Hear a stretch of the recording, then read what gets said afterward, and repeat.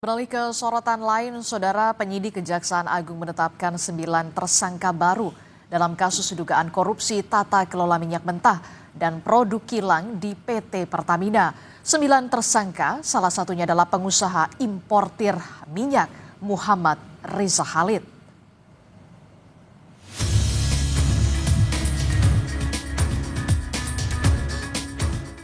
Kejaksaan Agung Kejagung menetapkan 9 tersangka baru dalam kasus dugaan korupsi dalam tata kelola minyak mentah dan produk kilang PT Pertamina Persero dan subholding kontraktor kontrak kerjasama tahun 2018-2023. 9 tersangka itu, Alfian Nasution, VP Supply and Distribusi PT Pertamina Persero tahun 2011-2015, Hanung Budia Yuktianta, Direktur Pemasaran dan Niaga PT Pertamina Persero tahun 2014, Toto Nugroho selaku SVP Integrated Supply Chain tahun 2017-2018. Selain itu ada Dwi Sudarsono selaku VP Crude and Product PT Pertamina Persero 2018-2020. Arif Sukmara selaku Direktur Gas Petrochemical and New Business PT Pertamina International Shipping. Hasto Wibowo SVP Integrated Supply Chain tahun 2018-2020. Martin Haindranata, Business Development Manager PT Trafigura 2019-2021. Indra Putra Harsono, Business Development Manager PT Mahameru Kencana Abadi. Dan juga terakhir Muhammad Riza Khalid selaku Beneficial Owner PT Orbit Terminal Merak PT OTM.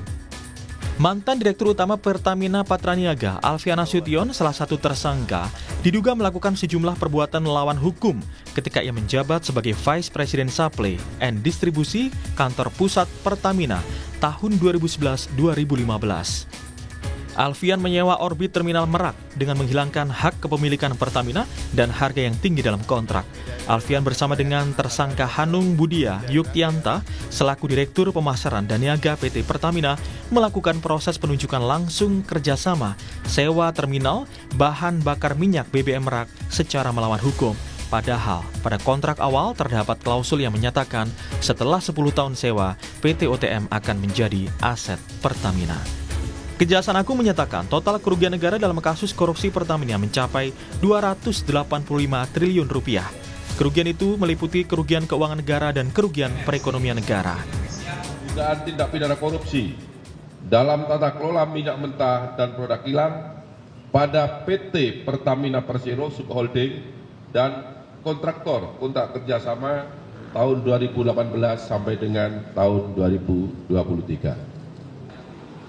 Bahwa kerugian perekonomian negara dan keuangan negara berdasarkan hasil penghitungan yang sudah pasti dan nyata jumlahnya, ya, itu totalnya 285 triliun 17 miliar 731 juta 964.389 rupiah.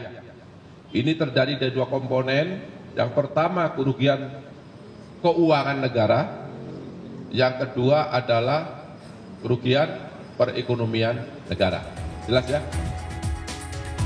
Seperti diketahui, penyidik Kejaksaan Agung telah memeriksa 273 saksi dan 16 ahli dalam perkara ini.